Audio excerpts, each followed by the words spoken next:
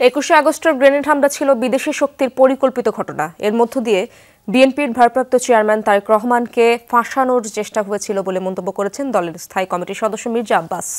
Press ক্লাবে এক আলোচনায় তিনি বলেন, বিভিন্নভাবে দেশ এবং অন্তর্বর্তী সরকারকে বিব্রত করার অশুভ চেষ্টা চলছে।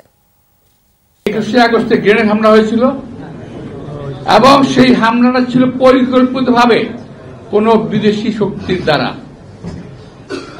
সেই গ্রেনেড হামলা কখনোই বিএনপি ইনভলভ ছিল না। বিগত দিনগুলোতে আমরা ন্যায় বিচার পাই নাই। এই সরকারের সার্থকতার মধ্য দিয়েই এই দেশের বিজয় এবং এই দেশের গণতান্ত্রিক যে আমাদের আশা আকাঙ্ক্ষা পূরণ হবে, কিন্তু এটাকে ব্যর্থ করার জন্য একটা প্রচেষ্টা চলছে।